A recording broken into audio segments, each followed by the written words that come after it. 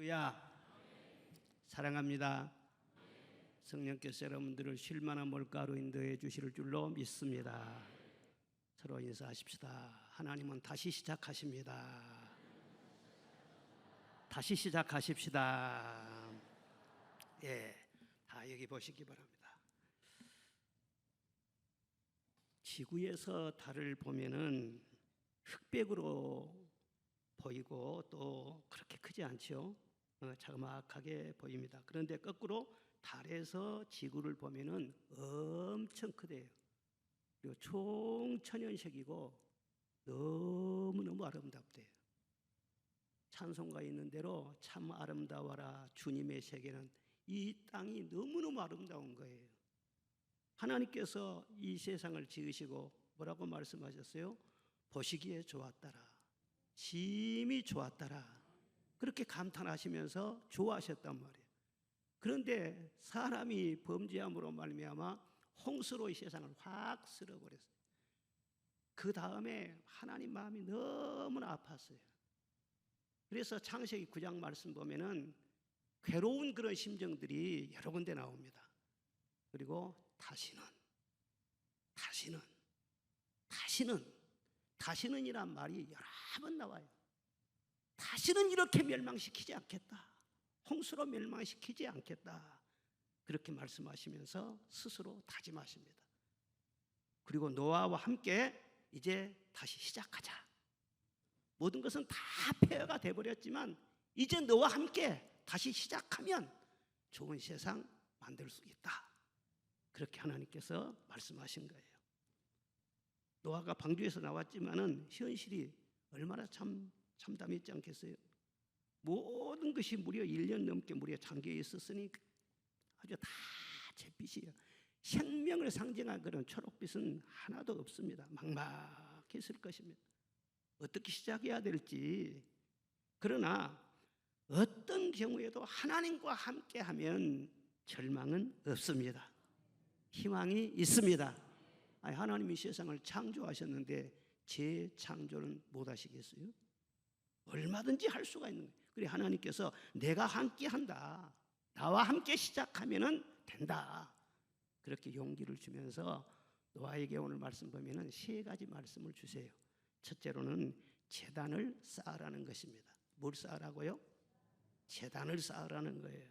먼저 농사 지으려고 하지 말고, 먼저 가축들 돌보려고 하지 말고 제단이라는 거예요. 8장 20절에 노아가 여호와께 제단을 쌓았고 모든 정결한 짐승과 모든 정결한 새 중에서 제물을 취하여 번제로 제단에 드렸더니, 그렇게 말씀하셨습니다. 노아의 가족은 이 폐허가 된 땅에서 하나님 외에는 생각할 것이 없었어요. 이 기가 막힌 현실 속에서 노아가 선택한 것은 하나님 앞에 제사 드리는 거였습니다. 그래서 제단을 잘 쌓고 정성스럽게 그 위에 제물을 올려놓고 하나님 앞에 번제로 바쳤어요. 그것이 바로 노아가 드린 예배인 것입니다. 우리 성도라고 하면은 어떻습니까? 사방이 막막하고 절망의 밤을 만났을 때 하나님을 찾게 되잖아요. 사방으로 우겨쌈을 당하고 더 이상 갈 길이 보이지 않을 때 어떻게 돼요? 하나님을 다 간절한 마음으로 보게 되잖아요. 물론 그 전에도 하나님께 나가지 않은 것은 아니에요. 교회도 다니고 또 예배도 드리고 기도도 하고 그렇습니다. 그런데 절박한 그런 상황에 이르게 되면은 찾는 마음이 다른 거예요. 내가 평온할 때 기도하는 것과 몸에 병이 났거나 사업에 어려움이 생기거나 자녀들에게 큰 문제가 생기고 그럴 때 이 간절한 마음이 전혀 다른 거예요. 노아는 기가 막힌 현실에서 하나님, 이 세상을 보십시오. 저는 어떻게 살아야 됩니까? 저는 앞으로 무엇을 해야 됩니까? 어떻게 시작을 해야 됩니까? 그런 기도를 했지 않겠어요? 하나님께서 그 제사를 받으셨어요. 오늘 21절에 보면 하나님께서 그 향기를 받으시고 그랬어요. 이 제사의 의미는 어디에 있느냐? 하나님이 받으시는 데 있는 것입니다. 우리가 모여서 예배를 잘 드린다고 할지라도 하나님이 제사 안 받아보세요. 아무 소용없어요. 이 예배를 하나님이 받으실 줄로 믿습니다. 흠양하실 줄로 믿습니다. 그리고 중심에 생각했어요. 예배를 통해서 영광을 받으시니까 중심에 하나님이 생각하셨어요. 뭐라고 생각하셨느냐? 하나님이 노아와 그 아들들에게 복을 주시며 이르시되 생육하고 번성하라, 땅에 충만하라 말씀을 하셨어요. 하나님 말씀은 무섭습니다. 왜? 말씀은 그대로 이루어지니까. 노아가 어떻게 됐습니까? 달랑 8식구밖에 아니었는데 그 다음에 계속해서 번성해 나가는 거예요. 후손들이 엄청나게 퍼져 나가는 거예요. 사랑하는 여러분, 절박할 때 하나님을 만나면 길이 열리게 되고, 그런데 하나님을 만나는 길은 어디에서 오는가? 예배 외에는 없다는 것을 아시기를 바랍니다. 예배도 형식적인 예배가 아니고 하나님과의 진지한 만남이 있는 예배, 이 예배를 통해서 인생의 길을 찾고 답을 얻게 된다는 것입니다.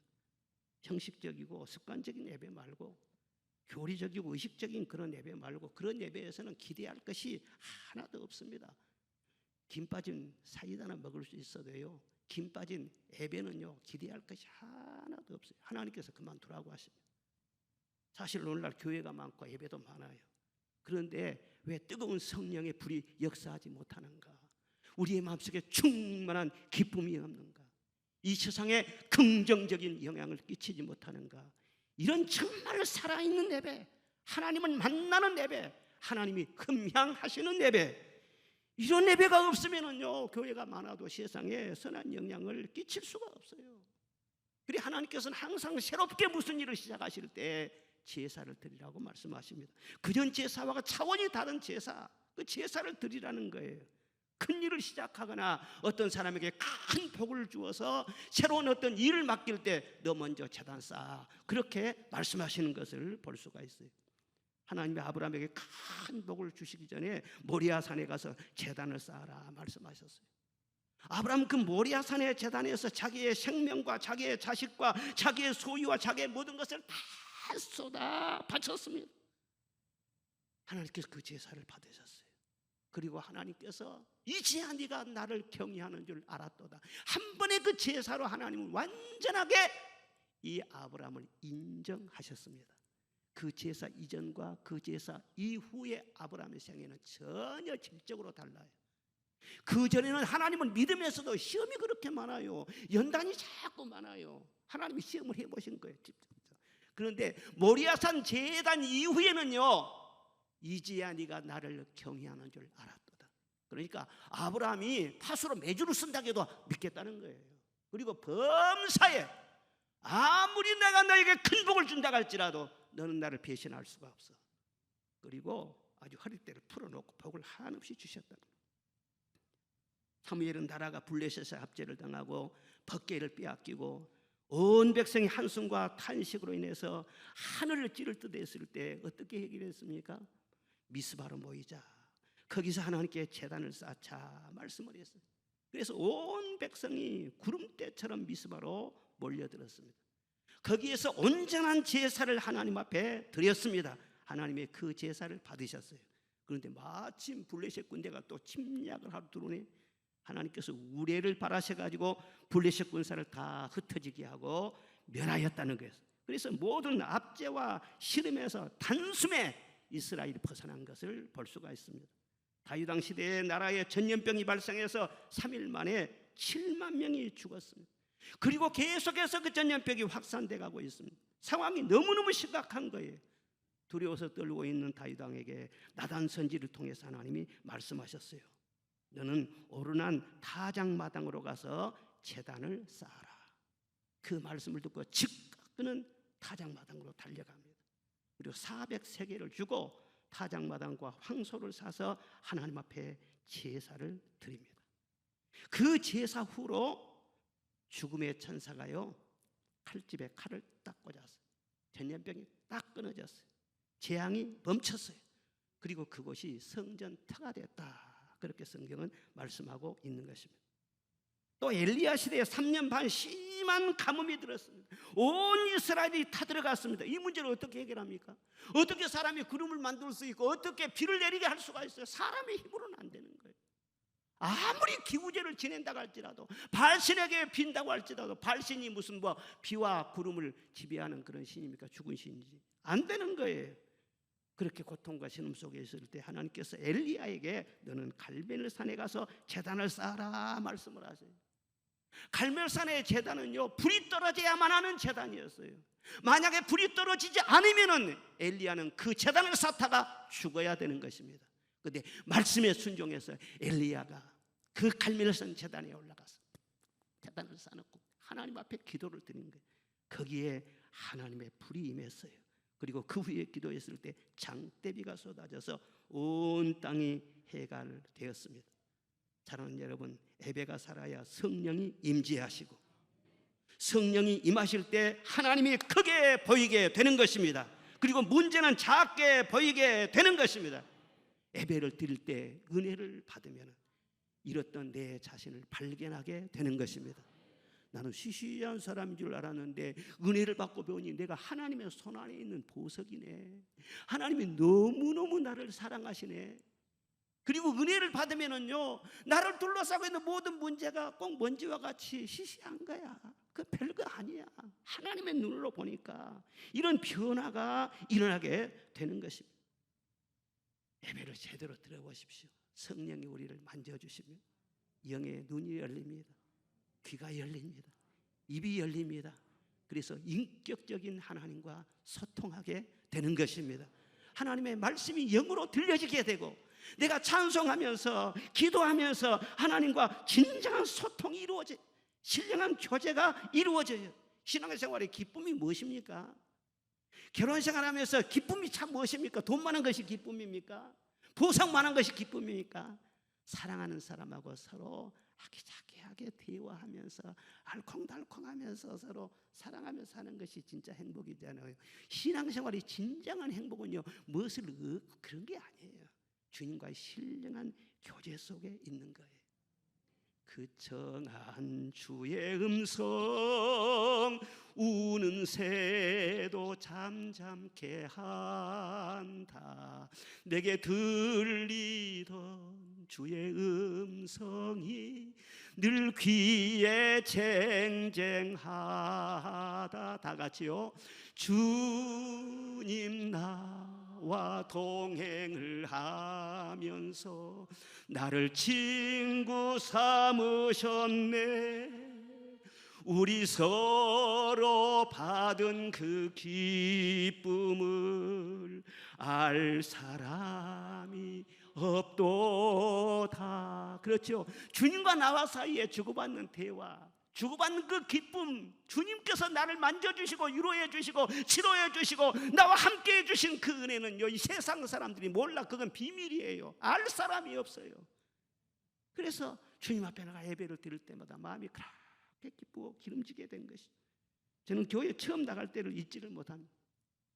제가 처음 나갔을 때는 마음이 참 가난할 때였어요. 정말 나를 도와줄 사람이 있으면 좋겠는데 동서남북을 살펴봐도 내 손을 잡아줄 사람은 아무도 없었어. 동생들은 어리지, 부모님 오히려 나를 의지할 형편이지, 도와줄 친척도 없지, 오라는 데도 없지, 길이 전혀 보이질 않았어요. 앞을 봐도 옆을 봐도 막막해. 그러다가 교회 종소리를 듣고 나도 모르게 이 발걸음이 교회로 향한 거예요. 나는 하나님을 그렇게 만나려고 한 것도 아니고 호기심으로 간 거예요. 처음에는 호기심으로 그렇게 한 거예요. 그런데 새벽에 할머니 몇 분이요, 훌쩍훌쩍 울면서 기도를 하고 있어요. 그런데 하나님이 은혜를 주셔가지고 그 이후로 총소리만 나면은 예배를 한 번도 빠진 적이 없습니다. 그래 한 6개월쯤 그렇게 교회를 다니다 보니까 그 시시한 시골 교회인데도요, 거기서 설교하는 말씀을 통해 하나님을 만나게 돼요. 하나님이 계신다는 거, 하나님이 살아있다는 거, 전능하시다는 거, 부요하신 하나님이라는 거, 영원하시다는 거, 왕 되신 하나님이라는 거, 그리고 더 놀라운 사실은 그 하나님이 나의 아버지라는 사실. 그럼 우리 아버지는 돈도 없고 힘이 없는데 하나님은 아버지가 나의 아버지라면은 진짜 팍팍 밀어주겠네 이제부터. 그러니까 얼마나 기쁜지 아주 살맛이 난 거예요. 저는 교회 다닐 때 정상적으로 걸어 다닌 적이 별로 없습니다. 문 열었다 그러면 계속 달려다녀서 너무나 기쁘니까 조금이라도 빨리 가고 싶으면은 꼭 교회 가면은요, 하나님이 오냐 이제 왔냐? 꼭 그러고 나를 품어주시는 것 같아요. 아무것도 자랑할 것 없고 내세울 것 없는 곳이면 그 참 외로운 그런 시골 교회에서 하나님을 만났기 때문에 그 하나님이 한 번도 나를 떠나지 않으세요. 한 번도 나를 실망을 주신 적이 없으세요. 수십 년이 지난 동안 그 하나님이 오늘날 나를 만들어 주셨잖아요. 할렐루야. 우리나라가 가난하고 전쟁에 패해서 의지할 것 없을 때 정말 우리 믿음의 선조들이 하나님을 바라보면서 예배를 드렸습니다. 간절하고 순수한 마음으로 가난한 그런 심정으로 하나님 앞에 집중해서 예배를 드렸어요. 왜? 의지하고 바라볼 분은 하나님밖에 없으니까. 우리 자식들 복 좀 주시라고, 이 나라 살게 해주시라고, 먹을 것을 주시라고 얼마나 간절하게 기도하며 예배드렸는지 몰라요. 그 결과 성령의 역사가 강하게 일어났어요. 교회가 붕대서, 교회가 붕대면 나라에 복이 임하는 것입니다. 이 나라가 이만큼 잘 살게 되었어요. 그런데 이제는 어떻게 되었어요? 살만하니까는요, 이제 하나님 떠나도 괜찮을 것 같네. 배가 불러가지고. 그래서 점점 예배가 미지근해지는 거예요. 예배를 드려도 형식에 치우치게 되는 거예요. 그러자 나라 안팎에, 가정에, 청소년들 사이에 많은 문제가 일어납니다. 많은 문제가 일어납니다. 이런 보면 참 심각한 일들이 너무너무 이 사회에 많은 것을 볼 수가 있어요. 하나님께서 말씀하세요. 여호와를 만날 만한 때에 찾으라. 가까이 계실 때 그를 부르라. 지금은 하나님을 찾아야 할 때인 줄로 믿습니다. 하나님을 만나야 나라도 살 길이 열려지게 되고 모든 사람들에게 살 길이 열려진 것을 믿으시기를 바랍니다. 지금 기회를 주고 계시는데 너무 늦으면은요 더 많은 것을 이룰 수가 있는 거예요. 늦기 전에 하나님을 찾아야 돼요. 예배를 드릴 때 배부른 예배 드리지 말고 형식적인 예배 드리지 말고 교회를 보니까 여기도 교회 있고 여기도 교회 있고 여기도 교회 있고 이 교회 안 가면 저 교회 가고 저 교회 안 가면 이 교회 가고 골라서 무슨 백화점 고객이십니까? 내가 다니는 교회는 하나밖에 없어요. 하나밖에 없어요. 주님이 인도하시는 그 제단에서 엘리야의 제단을 쌓으시고 아브라함의 제단을 쌓으시고 그 여러분이 복을 받고 이 나라가 살 길이 열려지게 되고 여러분 가정에 새로운 변화가 일어나게 돼야죠. 그게 진정한 새 시작이에요. 예배를 통해서 새롭게 시작되는 거예요. 두 번째로는 두려워하지 말라 말씀을 하셨어요. 2절을 다 같이 보겠습니다. 시작. 땅의 모든 짐승과 공중의 모든 새와 땅에 기는 모든 것과 바다의 모든 물고기가 너희를 두려워하며 너희를 무서워하리니 이것들은 너희의 손에 붙였음이니라. 아멘. 사람이 큰 충격을 받으면요 마음속에 트라우마, 이 두려움이 생기게 되는 거예요. 노아가요 이런 홍수를 겪어보니까는요 항상 두렵지 않겠어요? 예, 뭐 빗소리만 들리면은요 또 무슨 홍수가 오지 않나 아마 그런 생각을 했을 거란 말이에요. 그리고 그 넓은 대자연에 사람은 달랑 노아의 가족 8식구뿐이에요. 동물의 수가 훨씬 많아. 그리고 사나운 짐승들이 하고 돌아다닌단 말이에요. 그런데 어떤 짐승들이 우리를 해치지는 않을까 마음이 굉장히 두려웠을 거예요. 그런데 하나님께서 이런 사정을 다 아세요. 그리고 미리서 노아를 보호하기 위해서 두려움을 쫓아내십니다. 그리고 오히려 짐승들에게 노아를 무서워하고 노아를 두려워할 수 있는 마음을 딱 심어준 거예요. 그래서 절대 해치지 못하도록 그렇게 만드신 것입니다. 하나님께서는 우리를 붙잡고 새로운 일을 시작할 때요 항상 확신과 담대함과 사랑으로 충만한 가운데 시작을 하시지 마음속에 뭐 두려워 벌벌 떨어가지고는 아무지도 할 수가 없어요. 성경 말씀에 두려우면 형벌이 따른다 그랬어요. 두려움은요 마귀의 영이기 때문에 마귀가 딱 두려움으로 덮쳐버리면 그 다음에는 작업을 자꾸 하는 거예요. 자꾸 마귀가 말이죠 여기다 자꾸 둥지를 트는 거예요. 왜 사람 마음속에 분노가 일어나느냐, 왜 나라와 나라 사이에 전쟁이 일어나느냐, 알고 보면 다 두려워서 그렇게 된 거예요. 러시아 우크라이나 좀 전쟁이 일어나서 수십만 명이 죽어가고 그러는데 왜 그런 전쟁이 일어났느냐, 깊이 들어가 보면 그 권력자들 사이에 두려움 때문에 그런 거예요. 두려움 때문에. 왜 사람이 살면서 무리수를 둡니까? 무리수를 두다가 함정에 빠지잖아요. 두려움 때문에 그런 거예요. 개도 그렇습니다. 개도요, 왜 왕왕 짖느냐? 이 두려우면은 짖는다는 거예요.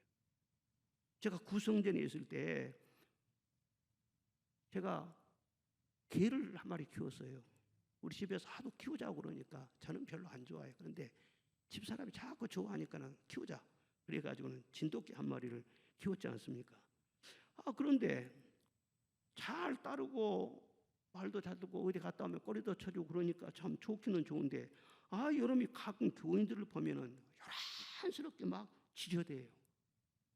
예, 어떤 사람은 막 앉는데 어떤 경우에는 막 그냥 막 동네가 시끄럽도록 막 지저대. 그래서는 교인들 이게 쫓아내려고 그러는 놈이 그래가지고는 시험거리가 될 것 같으니까 마침 또 누가 달라고 그래서요 그냥 죽어 말았어요. 어떤 교인은 앞에 지나가도 안 짖는데 어떤 교인들을 보면은 막 정신이 없이 짖더네. 이런 관심을 갖고 있었는데 나중에 어떤 책을 보니까는요 그걸 전문적으로 연구한 어떤 심리학자가 그 내용을 기록을 해놨더라고. 무슨 내용이냐면요, 뭔가 안정되지 못한 사람은 그 두려움 때문에 자기도 모르게 이 몸이 떨린대요. 떨리는 이 파장이 거기서 나온다는 거예요. 그래서 그 진동이 개의 촉각에 전달되면은요 개도 같이 떨려요. 무서워지는 거예요.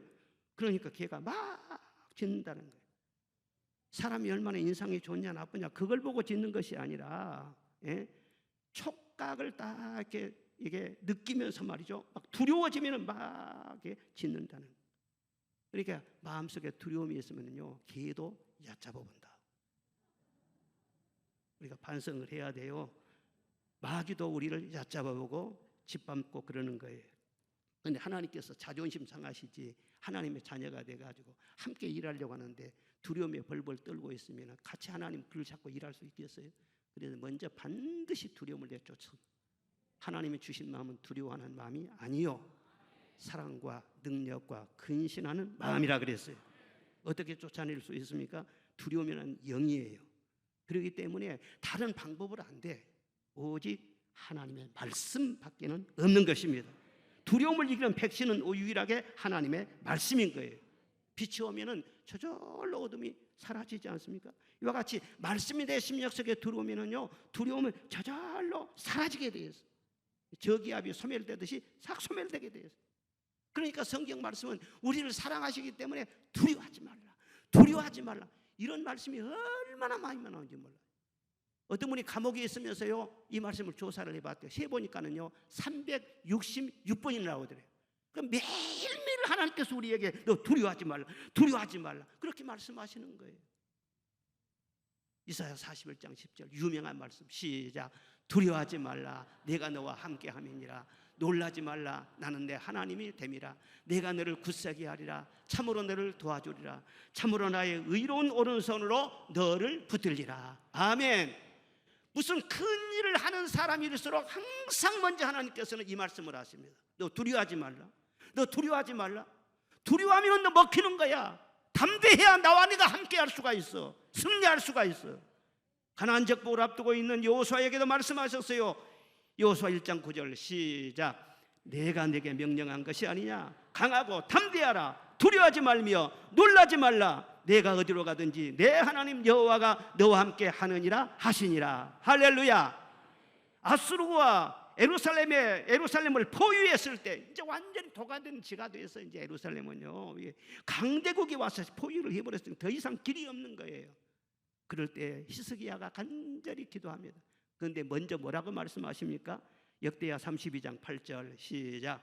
저와 함께하는 자는 육신의 팔이요 우리와 함께하는 자는 우리의 하나님 여호와시라. 반드시 우리를 도우시고 우리를 대신하여 싸우리라 하며 백성이 유다 왕 히스기야의 말로 인하여 안심하니라. 아멘. 하나님께서 말씀을 주신 다음에 승리를 거두게 하시는데 복병 하나를 딱 보내가지고 천사 한 명이 말이죠 하룻밤 사이에 아수르군대 18만 5천 명을 다 송장으로 만들어버려요. 성경에 확실하게 나오는 그런 말씀이에요. 두려움을 먼저 물리친 다음에 하나님이 함께 하십니다. 하나님이 함께 하시면 어떤 상황도 바뀌어지게 되는 것입니다. 패배할 전쟁이라 할지라도 하나님께서 멸하시는 것입니다. 이기게 하여 주시는 것입니다. 왜? 절대 하나님은 패배가 없어요. 하나님은 자존심이 있는데 어느 누구에게 패배하고 절대 그러지 않습니다. 그러므로 사랑하는 여러분, 무엇을 하든지 먼저 여러분 마음속에 두려움을 내쫓은 다음에 행하시기를 바랍니다. 아프면 병원에 가야 되잖아요. 때로는 수술도 받아야 되잖아요. 그러나 가야 된다. 가기는 가는데 먼저 두려움을 내쫓고 가라는 거예요. 은혜를 받고 기도하고 내 마음속에 전혀 두려움이 없어요. 그러고 가서 수술을 받아야 끝이 얼마나 결과가 좋은지 몰라요. 사업을 할 때나 직장 생활할 때도 마찬가지예요. 순간순간 두려움이 없어요. 직장 생활할 때도요, 그냥 두려움이 와요. 사업할 때도 요즘같이 사업이 어려울 때가 없는데 얼마나 두렵고 이 중압감이 심하겠냐. 이럴 때 말이죠, 말씀을 붙잡고 두려움을 쫓아내야 돼요. 사업은 하나님이 경영해 주시면 형통하게 될 줄로 믿습니다. 가정생활도 그렇습니다. 순간순간 우리 집안에 무슨 일이 있으려나, 자녀들에게 무슨 일이 있으려나, 어려움을 없으려나. 아니, 하나님이 함께 하시는 임마누엘의 가정인데 어려움은 무슨 어려움이 있겠어요? 하나님이 함께하고 나아가면 어려운 문제도 합력해서 선을 이루게 될 줄로 믿습니다. 그런데 공연하게 두려움이 차, 이게 바로 마귀의 공격이라니까. 마귀는 여러분들의 무슨 보물을 가져간 것이 아니에요. 먼저 두려움을 먼저 주는 것이지. 이것을 물리쳐야 된다는 거예요. 저는 목회할 때 말이에요, 두려움과 싸우면서 목회를 해왔어요. 아니, 별일 없는데도요, 다 내 마음을 공격하는 거예요. 무슨 일이 일어날 것 같고 얼마나 천적. 저는 은퇴한 다음에 얼마나 편안하고 좋은지 몰라요. 설교를 할 힘이 있으면 하고, 힘 안 주시면 안 하고, 모든 책임을 다 벗어나니까 얼마나 편하고 좋은지 몰라요. 그런데 무거운 짐을 나홀로 지고 있을 때는요, 이게 목회의 짐이 보통 위에 무거운 것이 아니에요. 그때마다 기도할 때 하나님의 말씀으로 영적인 싸움을 한 거예요. 그래서 두려움을 물리치는 거예요. 물리치는 거예요. 무슨 일을 하든지요, 내 마음에 담대함 갖고 확신을 갖고 하나님이 기뻐하신다는 믿음으로 그렇게 나갔을 때 모든 사건마다 승리하게 될 것. 오늘날 부흥을 이루었고, 할렐루야. 두려움과의 싸움이 바로 영적 싸움입니다. 성경 말씀은 그래요. 절대 사람 두려워하지 말라. 이사야 51장 12절 시작. 가라사대 너를 위로하는 자는 나연을 너는 어떠한 자에게 죽을 사람을 두려워하며 풀같이 될 인자를 두려워하느냐. 사람 두려워하지 말라. 죽을 사람, 풀같이 될 사람인데 그 사람이 너 잡아먹냐? 직장 산사가 뭐라고 한다고 해서 주눅 들고 두려워하지 말라. 친구가 뭐라고 한다고 해서 두려워하지 말라. 누가 무슨 말을 한다고 할지라도. 인생에 풍랑이 일어났을 때도 두려워하지 말라. 풍랑 위로 걸어오시는 바로 우리 예수님이신 줄로 믿습니다. 이르시되 안심하라. 나니 두려워하지 말지어다. 또한 우리가 죄에 넘어졌을 때 죄 안 지어야 되지. 그런데 우리 연약하기 때문에 때로는 실수하고 때로는 넘어지고 나도 모르는 순간에 그럴 때가 있잖아요. 그럴 때 우리가 어떻게 해야 돼요? 두려워하지 말고 하나님 말씀하신 대로 죄를 이겨내라는 거예요. 요한일서 1장 9절 시작. 만일 우리가 우리 죄를 자백하면 그는 미쁘시고 의로우사 우리 죄를 사하시며 우리를 모든 불의에서 깨끗하게 하실 것이요. 아멘. 자백하기만 하면은 모든 불의에서 깨끗하게 하신다고 말씀했잖아요. 흰눈같이 깨끗하게 하시고 양털같이 깨끗하게 하시고. 여러분 몸에 뭔가 먼지가 묻고 그러면은요, 그 씻지 못하면 얼마나 피곤해요. 이같이 죄가 덕지덕지 붙어 있는데 말이죠, 그 씻지 못하면은 생각 속에, 눈 속에 말이죠, 몸 속에, 마음 속에, 감정 속에, 의지 속에 죄가 들어있으면 얼마나 피곤하고 얼마나 힘들겠냐 그 말이에요. 목욕탕에 뭐하러 가요? 씻으려고 하잖아요. 교회 뭐하러 가요? 죄 씻으려고 하는 것이지. 말씀으로, 주님의 보혈로, 회개의 눈물로. 회개하면은 다 씻어주신다고 약속했지 않냐는 거예요. 후회하고 양심의 가책을 가지고 막 그런다고 해서 착한 것 아니에요. 주님의 말씀을 믿고 맡기시기를 바랍니다. 사실대로 다 고백을 하면은 주님께서요, 한 번도 죄를 안 지은 것 같아요. 없는 것처럼 그렇게 여겨주신대요. 동화책에 나오는 얘기인데 어떤 할아버지가 손자에게 인디언 도끼를 선물을 해줬어요.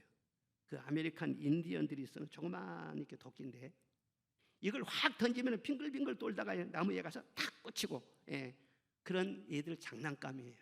그걸 선물로 사주었는데 이 어린애가 그걸 다니면서 말이야, 다 이렇게 막 던지는 거예요. 그럼 나무에도 꽂히고 막 그냥 땅에도 박히고 재밌어가지고. 그런데 계속 그렇게 던지면서 놀다가 어느 날 그 집에 하나밖에 없는 거위 한 마리를 그냥 죽어버렸네. 거위가 말이죠, 꽥꽥꽥 하면서 늘 집을 돌아다니는데 그 어린애가 던진 토끼를 맞고 말이죠, 꽥 하고 죽어버린 거예요. 다시는 꽥꽥 소리가 안 나와. 이놈이 겁이 확 났어요. 야, 이거 어떻게 하면 좋냐. 예? 막 겁이 나가지고는요, 살금살금 나무 밑을 파고는요, 거기를 거기다가 묻어버렸어. 그리고 손을 탁 털고는요, 막 일어나는데 아니 그 집 하녀가 그것을 본 거예요. 그리고 하녀가 삐 웃으면서요, 내가 봤어. 그러니까 아이고 아줌마 제발 이거 정말 비밀로 해주세요. 비밀로 해주세요. 그래 알았어 라고 지나갔어요. 그런데 이 아줌마가 종종 그 아이에게 말이죠, 그 손도끼, 거위 자꾸 그러는 거예요. 그러면서 용돈을 달라고 그러네. 그래서는요, 없는 돈을 그 랩살이 해가지고는 용돈을 주었어. 그런데 좀 지나면서 또 달라고 그러고 또 달라고 그러고 자꾸 달라는 거예요. 나중에는 말이요, 계속 달라고 하니까는요, 자기 아버지 어머니 돈까지 훔쳐다가 그걸 다 준 거예요. 그런데도 또 달라고 하고 또 달라고 하는, 너무너무 괴로워요. 그래가지고는 결심을 하고 할아버지 앞에 가서 사실대로 고백을 했어요. 할아버지, 사실 여차여차 이렇게 됐습니다. 내가 큰 잘못을 저질렀습니다. 그러니까 할아버지가 빙그레 웃으면서요, 야, 나는 이미 다 알고 있었어. 벌써 다 알고 있었어. 네가 정직에 이르는 순간까지 기다린 것이지. 네가 말을 했으니 잘했어. 예? 그럼 오히려 칭찬을 해주고는 딱 안아주더라는 거예요. 그래 할아버지 용서를 밖으로 나갔는데 또 그 아줌마가 불러가지고, 도련님 용돈 뭐라고 했어요? 없어. 그리고 지나가는 거예요. 예수 믿는 기쁨은 죄 사함을 받은 기쁨이에요. 죄를 정하고 용서하고 하는 것은 하나님의 소관이에요. 사람이 죄 있다고 해서 공격한다고 그 사람 죄인이 아니에요. 하나님이 죄를 정하는 거예요. 하나님의 죄인도 용서하시는 거예요. 예수 믿는 기쁨은 죄 사함 받는 기쁨이에요. 여러분, 예수 믿으면서 무엇 하려고 교회 나오신가요? 죄 사함을 얻으려고 나온 거 아니에요? 죄짐 맡은 우리 구주, 어찌 좋은 친구인지. 걱정 근심 모든 짐, 무거운 죄짐 우리 주께 맡기세. 주께 고함 없는 고 다 같이요. 복을 얻지 못하네. 사람들이 어찌하여 아랠 줄을 모를까. 왜 복을 못 받아요? 고함이 없기 때문에. 왜 사람들이 아랠 줄을 모르는지 참 이상하다. 하나님 모르면 모르니까 그런다 알죠. 그리스도인들이 돼가지고 우리 아버지인데 내 모든 죄를 다 씻어주기 위해서 주님이 보혈을 흘려주셨는데, 양털같이 씻게 해주시고 흰눈처럼 깨끗하게 해주신다는데 왜 진실한 마음으로 죄를 고백하지 않느냐는 거예요. 큰 죄가 됐든지 작은 죄가 됐든지. 목욕탕에 가서 좀 씻고 나와야 돼요. 교회 오면은요, 죄를 깨끗하게 씻고 대신 성령을 받고 나가시기를 바랍니다. 또 내 마음속에서 죄책감이 역사해요. 또 마귀가 역사해요. 도련님 용돈 뭐라고 해야 되겠어요? 없어. 저리가.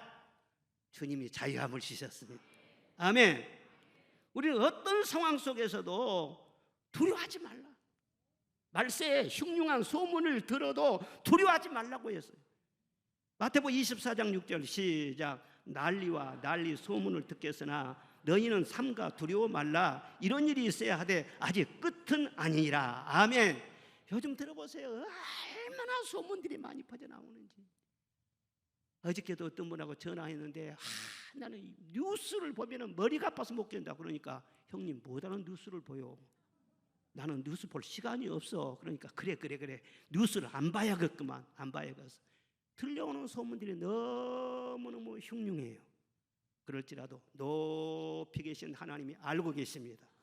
다 다스리고 계십니다. 하나님의 시간표가 있습니다. 들려오는 소문을 듣지 말고 하나님을 바라보시기를 바랍니다. 그리고 마지막으로 다스리시는 하나님을 믿고 담대하시기를 바랍니다. 우리 그리스도인들은 죽음 앞에 설지라도 언젠가 죽음 앞에 서는 그 순간이 온다고 할지라도 벌벌 떨 필요가 없어요. 예? 두려워하지 말라고 말씀을 하세요. 마태복음 10장 28절 시작. 몸은 죽여도 영혼은 능히 죽이지 못하는 자들을 두려워하지 말고 오직 몸과 영혼을 능히 지옥에 멸하시는 일을 두려워하라. 참새 2마리가 한 아사리온에 팔리지 않느냐. 그러나 너희 아버지께서 허락하지 아니하시면 그 하나도 땅에 떨어지지 아니하리라. 너희에게는 머리털까지 다 세신 바 되었나니. 할렐루야. 참새 1마리도 하나님의 손에 있다는 거예요. 그 하찮은 참새도 하나님이 허락하지 아니하면은 1마리도 땅에 떨어지지 않는다고 말씀하셨어요. 우리 생명도 하나님의 손에 있고 죽는 달도 하나님의 손에 있고 다 하나님이 다스리십니다. 그리고 죽음 다음의 세계가 바로 하나님이 다 준비해 놓은 그 세계인 줄로 믿습니다. 사실 알고 보면은요, 죽음이라는 것은 쉬는 거예요. 이 세상에서 편하게 그렇게 삶이 열심히 일을 하다가 이제는 죽으면은요, 옷 벗고 침대에 들어가서 딱 잠을 자는 것처럼, 아이고, 육신의 모든 수고를 다 벗어버리고 내 영혼이 자유함을, 육신의 장막집을 떠나가지고는요, 그리고 참 안식에 들어가는 거예요. 어떤 분이 그랬대요. 임종을 했는데 이제 곧 이제 숨이 이제 끝날라고 해요. 그런데 옆에서 자기 부인이 당신 가면 나는 어떻게 사냐고 그러니까 그 남편이 뭐라고 했냐 그러면 내가 지금 당신 걱정하게 생겼어? 아니 지금 숨 끊어지면 나는 끝나. 그 다음에는 재혼하든지 뭐든 당신 알아서 할 일이지. 내 영혼이 지금 중요한 것이지. 그랬다는 거예요. 걱정도 팔자지. 죽으면은요 모든 거 다 끝나고 쉬는 거예요. 할렐루야. 그리고 죽은 이후면은요 끝나는 것이 아니라 새로운 만남이 시작이잖아요. 예? 그리워하던 주님을 만나게 되고, 예? 앞서간 성도들을 만나게 되고, 그리고 죽은 이후의 세계가 너무너무 영광스러운 세계가 펼쳐지잖아요. 모든 눈물을 다 씻어주시고 이 세상에서 우리의 모든 수고를 다 기억하신 하나님께서 영광의 면류관, 생명의 면류관, 기쁨의 면류관, 의의 면류관을 씌워주시고, 이 세상에서 내가 면장도 못 해보고 군수도 못 해봤는데 거기는요 왕같은 제사장이 되어서 천사들이 와서 다 수종든다. 여러분, 제가 공연히 하는 말이 아닙니다. 하나님의 약속입니다. 하나님의 말씀이십니다. 그러므로 죽은 이후의 삶 무슨 두려울 것이냐는 거예요. 모든 수고 다 끝나고 이제 상 받으러 가는 것인데, 여러분 아무리 어려워봐야 죽기밖에 더 하겠어요? 그런데 죽은 다음에 이렇게 좋다는데 그리스도인들에게 무슨 두려움이 있을 수가 있겠냐는 거예요. 더구나 노아에게 권세를 주신 하나님, 모든 짐승들, 모든 동물의 세계로 하여금 노아를 두려워하게 했다는 거예요. 무서워하게 했다는 거예요. 그 하나님께서는 오늘 우리에게 뭘 주셨습니까? 예수 이름 권세를 주신 줄로 믿습니다. 그래, 예수 이름으로 귀신을 쫓아내는 것이고, 풍랑을 잠잠하게 할 수가 있고, 예수 이름으로 산을 옮길 수도 있고, 여러분 만물은 들을 귀가 있는 거예요. 예? 바람도 파도도 귀신도 성경 말씀으로 다 들을 귀가 있어요. 우리가 믿음으로 가지고 명령하면은요 우리 앞에 길이 열려지게 되고요, 홍해가 갈라지게 되고요, 그런 권세를 주셨다는 거예요. 그래서 너는 확신과 담대함으로 세출을 발을해라. 예. 마지막 세 번째로는 잘 심으라고 말씀하십니다. 뭐하라고요? 잘 심으라는 거예요.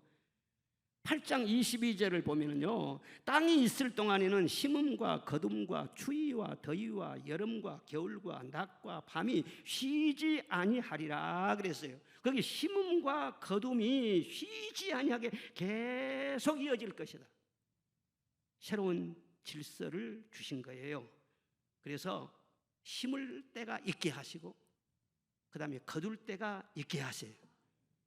그래서 항상 우리를 축복을 하실 때 노아에게 하늘에서 떨어진 것이 아니라 네가 좋은 것을 심으라는 거예요. 그럼 반드시 풍성하게 거두게 할 거라는 거예요. 그래서 좋은 것을 분별할 수 있는 지혜를 주시고, 좋은 것을 심을 수 있도록 기쁨으로 심게 하여 주시고, 이것이 바로 하나님이 축복하시는 방법인 것입니다. 여러분, 우리는 잘 살기 위해서, 성공하기 위해서 열심히 노력을 하고 또 우리 자식들요 실력을 기르게 하고 뭔가 그냥 앞서가게 하려고 그렇게 노력을 많이 하지요. 그리고 이 세상에는 참 경쟁이 치열한 세상이기 때문에 아무래도 실력이 약하면 경쟁에서 밀리게 되고 그러면 속상하잖아요. 그래서 뭔가 힘을 가져야 된다 그렇게 생각을 합니다. 물론 그것도 일리가 있는 것인데 그러나 우리가 깨달아야 할 것은 무엇이냐면은 왜 대홍수가 일어났냐는 거예요. 그들이 못 살아서 그렇게 망하게 된 것입니까? 아니요, 굉장한 힘을 가졌어요. 네피림과 같은 그런 굉장한 슈퍼맨들이 일어났어요. 정치력이 있었고 지적인 능력이 대단했고 기술력이 있었고 예술인들 아주 특별한 그런 인기 있는 사람들 대단한 몸값이 나가는 그런 사람들 네피림이 엄청나게 많이 있었어요. 그런데 그렇게 한참 문화가 발전되고 문명을 막 누리고 엄청나게 모든 분야가 번성해 나갈 때였어요. 번성해 나갈 때 창세기 6장 1절에 보면 사람이 땅 위에 번성을 시작할 때에 그랬어요. 시작할 때 그때 하나님께서 크게 실망한 거예요. 왜? 그들이 능력이 부족하고 나라를 발전시키지 못해서가 아니라 잘못 심은 거예요. 하나님이 원치 않은 나쁜 씨를 자꾸 심은 거예요. 자기 육체를 위해서만 심은 거예요. 음란을 심고 교만을 심고 술 취함을 심고 포악을 심고 부패를 심고 자꾸 나쁜 씨앗만 심은 거예요. 그래 하나님께서 멸망시킨 거 아니에요? 사람은 못 살아서 절대 망하는 것이 아닙니다. 잘못 심기 때문에 망한다는 것을 알아야 되는 것입니다. 내가 심는 대로 다 거두게 되어 있습니다. 우리 그리스도인들이 아주 문제가 되는 사고관이 있어요. 잘못된 선입관이 있어요. 그게 뭐냐면은 구약과 신약을 서로 나누는 거예요. 복음과 율법을 서로 분리해서 이해하려고 하는 거예요. 그래서 혹시라도 인과 율에 대해서 말을 하면은 그것은 기독교 복음이 아닌 것처럼 그렇게 생각을 하는 거예요. 인과응보? 그건 복음과 상관이 없는 것인데 그렇게 많이 느껴지는 거예요. 왜냐하면 비록 내가 죄가 있을지라도 예수님께서 우리를 위해서 십자가에 달려 피 흘려 주셨지 않느냐. 우리는 이것을 믿어서 구원받고 죄의 사함을 받고 용서받고 영생을 얻는 것이 복음이 아니겠느냐는 거예요. 그런데 인과응보와 복음은 무슨 관계가 있어? 그렇게 쉽게 생각을 하는 거예요. 그런데 절대 잊지 말아야 할 것이 있어요. 인과응보의 원리가 없다면은 십자가도 필요가 없어요. 왜? 죽을 수밖에 없는 사람을 살리기 위해서 예수님이 대신 채찍에 맞으시고 정죄를 당하시고 고난을 받으시고 죽으신 거예요. 죄인을 위해서 예수님이 대신 대가를 치르시는 거예요. 대신 죽은 사람이 있었기 때문에 죽어야 할 사람이 산 것이죠. 죽을 사람을 살리기 위해서 살 사람이 죽은 것이 하나님의 공의였어요. 값을 지불하고서야 용서가 있고 희생의 대가를 지불하고야 진정한 사랑이 있는 거예요. 그것이 십자가의 복음이에요. 이것이 기독교 복음의 진수라고 말할 수가 있어요. 그런데 잘못 심으면서요 복음하고 상관없는 것처럼 그 율법인 것처럼 천만의 말씀입니다. 성경 말씀을 바로 보고 신앙생활을 바르게 배우시기를 바랍니다. 심는 대로 거두리라. 그 말씀 어디다 두고요? 우리가 구원을 받지 못하면 복음을 받지 못하면 아무리 잘 심어도 멸망이야. 그것은 구원을 받지 못해요. 그런데 구원받은 우리가 잘 심으면 복을 받게 되는 것입니다. 하나님을 기쁘시게 하게 되는 것입니다. 그러므로 성령 안에서 잘 심으라. 우리를 사랑하시기 때문에 그렇게 권고하시는 거예요. 오늘 3절에 보니까 모든 산 동물은 너희의 먹을 것이 될지라 채소같이 내가 이것을 다 너희에게 주노라 그렇게 말씀하셨어요. 그리고 홍수 이후에는 육식을 해도 좋다 그렇게 허용을 하신 것입니다.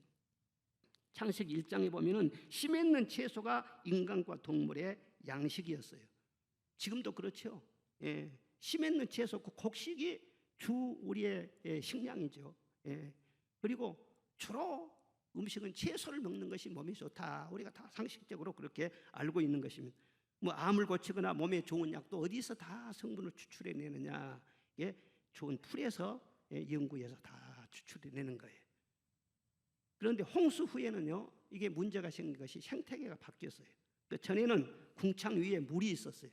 물이 있어가지고 오존층보다도 훨씬 두꺼운 물층이 있어가지고 그것이 우주 광선에 오는 모든 이 광선을 차단시켰단 말이에요. 막아줬단 말이에요. 태양에서 오는 강렬한 자외선이나 그런 것을 막아줬다는 거예요. 그런데 홍수 위에는 그 물이 다 쏟아져 버리니까는요, 물층이 사라져 버린 거예요. 그러니까 보호막이 사라져 버렸어요. 그러니까 인간이 말이요, 뭔가에 노출돼 가지고는요, 수명이 확 줄어들었어요. 홍수 전에는요 969세까지 거의 1000년 다 살았어요. 그런데 홍수 이후에는 거의 10분질로 수명이 확 줄어들었어요. 그래서 사람이 풀만 먹고는 안 된다는 거예요. 육식도 해라. 그래 하나님께서 우리 건강을 위해서 힘나게 하기 위해서 육식도 하라고 챙겨주셨어요. 육식 좋아하시는 분들은 감사하시기 바랍니다. 예, 육식 없이 못 사는 분들은요 기하게 가서 먹을 테니까, 예, 하나님께 먹으러 허락했다니까. 그런데 4절에 뭐라 하겠느냐, 고기를 먹되 생명되는 피째 먹지 말 것이니라 그랬어요. 생명은 피해가 있는데 피까지 그걸 먹지 말라는 거예요. 먹으면서도 절제를 하라, 조심하라. 예. 그래서 우리는 먹기 위해서 사는 것이 아니고 살기 위해서 먹는 것이잖아요. 그러니까 정신없이 그냥 이것저것 분별 없이 그냥 그걸 먹으려고 하지 마라. 먹는 것이 목적이 되면은 안 된다. 너무 스테이크 같은데 뭐 피까지 다 피를 없애버리면 팍팍해 못 먹을 것 같아요. 그런데 너무 맛을 위해서만 그렇게 하게 되면 일종의 쾌락주의라고 할 수 있어요. 식도락이라고 할 수 있어요. 잘 먹으면 건강하지만 잘못 먹으면 그것이 병이 되기도 한다. 그래서 그것까지 가이드라인을 딱 정해 주신 거예요. 피채 먹지는 말라. 그런데 그 음식만 그런 것이 아니라 모든 것에 하나님께서는 그렇게 말씀을 하세요. 자, 갈라디아서 6장 7절 8절 시작. 스스로 속이지 말라. 하나님은 업신여김을 받지 아니하시나니 사람이 무엇으로 심든지 그대로 거두리라. 자기의 육체를 위하여 심는 자는 육체로부터 썩어질 것을 거두고 성령을 위하여 심는 자는 성령으로부터 영생을 거두리라. 아멘. 육체를 위해서 심지 말라. 육체의 정욕대로, 육체가 요구하는 대로 하고 싶은 거 다 하고 그렇게 살려고 하지 말라. 성령으로 심어라. 성령을 위해서 심는 자의 특징은 무엇이냐면 절제예요. 절제. 음식도 절제하고 성욕도 절제하고. 현대인들이 말이죠, 하나님의 창조 질서를 무시하고 욕심을 심고 몸에다 음란을 심고 폭력을 심고, 심어도 무사할 줄 알아. 그 즐기고 끝나면은요 무탈할 줄 알아. 그런데 그건 스스로 속는 거예요. 다 심은 대로 자기가 거둔 거예요. 썩을 것을 심으면 썩을 것을 다 거두게 되는 거예요. 죄를 심고 방탕과 거짓을 심고 음란과 교만과 불신앙을 심고, 헛된 것을 심으면 그냥 지나가는 것이 아니라 반드시 헛된 것을 거두게 되고 불의를 거두게 되고, 허송세월을 심으면 후회를 거두게 되고, 몸에 잘못 심게 되면 몸에 질병으로 거두게 되고 부끄러움으로 거두게 되고 반드시 고통과 가난 그것으로 거두게 된다는, 대가를 반드시 치른다는 거예요. 그러니까 하나님 앞에서 어떻게 사는 거 조심하라, 조심하라 말씀했어요. 우리나라 6.25 전쟁 후에 오래전 얘기인데 그때 미군들이요 많이 와 있었잖아요. 한 35만 명 정도 6.25 전쟁 때 우리나라에 와서 싸웠어요. 그런데 그때 한 5대 독자 집안에 며느리가 들어간대요. 그 집안에서 기다렸더니요 임신이 된 거예요. 그 며느리가. 온 집안이 경사가 났어요. 더구나 부잣집이고. 그래서는 왕비처럼 떠받들면서 너무나 온 집안이 막 축제가 이루어진 거예요. 그런데 좋은 그때 당시에도 산부인과 가서 다 분만을 했어요. 분만을 했는데 아이를 낳고 보니까는요 흑인이요. 감해갖고 어떻게 되겠어요? 완전 사색이 된 것이에요. 병원에서도 어떻게 할 줄을 모르는 거예요. 온 집안이 잔치집이었다가 완전히 초상집이 된, 뭔가 심으면 그냥 지나간 것이 아니야. 이 세상에서는 그냥 지나갈 수도 있어. 그렇지만 하나님 앞에 잘못 심으면요 다 드러난 거예요. 잘못 심는 그런 것은 하나님 앞에 철저하게 회개해서 용서받고 지워버리고 항상 성령으로 충만해서 성령의 감동으로 좋은 것을 심으시기를 주의 이름으로 축원합니다. 창세기 9장 5절 6절 시작. 내가 반드시 너희의 피 곧 너희의 생명의 피를 찾으리니 짐승이면 그 짐승에게서 사람이나 사람의 형제면 그에게서 그의 생명을 찾으리라. 다른 사람의 피를 흘리면 그 사람도 피도 흘릴 것이니 이는 하나님이 자기 형상대로 사람을 지으셨음이니라. 아멘. 음식을 먹을 때 피째 먹지 말라고 하면서 그 다음에 뭘 얘기를 해요? 남 피를 흘리지 말라, 살인하지 말라, 그 말로 연결시키고 있는 거예요. 피 흘리는 것은 살인을 말하잖아요. 왜? 생명은 내 것이 아니라 모든 생명의 주인은 하나님 것이에요. 그러니까 자기를 스스로 생명을 끊는 것은 자살을도 그것도 하나님 앞에 도전이에요. 그리고 다른 사람을 죽이는 것은 살인이에요. 생명은 전적으로 하나님 것이기 때문에 누구도 손을 대서는 안 돼. 그런데 자기 목숨이라고 스스로 끊어버리고 다른 사람을 해치고, 이건 그리스도인으로서 있을 수가 없다는 거예요. 그러면 네 자신도 해함을 받는다는 거예요. 남을 해하고 네가 안전할 수 없다. 모든 원리가 다 그래요. 남의 명예를 존중해야 너도 존중을 받는다. 남의 눈에 눈물 나게 하면은 네 눈에도 피가 나올 때가 있는 거예요. 남에게 갑질을 하면은요, 언젠가는 나도 당할 때가 있다는 거예요. 남을 비판하면은요, 언젠가 나도 비판을 받게 되고, 남을 미워하면은요, 나도 미움을 받을 수가 있는 거예요. 좋은 것을 심어야 돼. 그런데 폭행으로 심는다, 악함으로 심는다, 안 받겠어요? 요즘 묻지마 살인, 흉기난동 이런 것이 막 줄을 잇고 있는데 벌써 여러 사람이 희생을 당했어요. 막 차를 막 행인들이 지나가는데 막 들이받아가지고는 막 수십 명이 말이죠, 중상을 입기도 하고. 학교에서 교우 선생님이 학생들 가르치는데 갑자기 필습해가지고 선생님이 희생을 당하지 않는, 우리나라에 여러 가지 지금 걱정스러운 일들이 많아요. 사회 곳곳마다 지금 막 불협화, 경보음이 자꾸 들리는 거예요. 이게 다 어디서 나오느냐? 가정 불화와 가정 폭력 이런 데하고 연관이 없지 않습니다.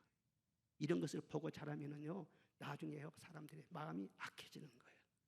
폭력적이 되는 거예요. 그것을 성경에서 미리서 아시고 인간이 폭력적인 것이라는 걸 알기 때문에 그것을 막는 것입니다. 자기 육체를 위하여 심지 말고, 감정대로 하지 말고, 분노가 난 대로 그렇게 하지 말고 성령을 위하여 심어라. 거룩한 것을 심고, 절제를 심고, 기도를 심고, 긍휼과 선을 심어라. 축복으로 심고, 위로를 심고, 칭찬으로 심고, 성령의 감동으로 좋은 것을 심으시기를 바랍니다. 그럼 반드시 좋은 것을 거두게 되고 좋은 날이 온다는 거예요. 이것이 바로 새 출발이라는 거예요. 할렐루야. 여러분, 무더운 여름도 곧 지나가고 곧 추위가 올 거예요. 이 세상 모든 일은 다 지나가는 것입니다. 다 지나가는 것이에요.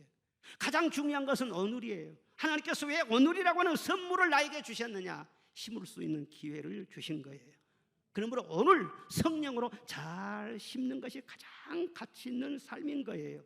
오늘 내가 잘 심으면은 10년 후에 거둘 수 있고, 내가 잘 심으면은 우리 자녀들에 가서 거둘 수가 있고, 이 땅에서 잘 심으면은 천국에 가서 거두게 될 줄로 믿습니다.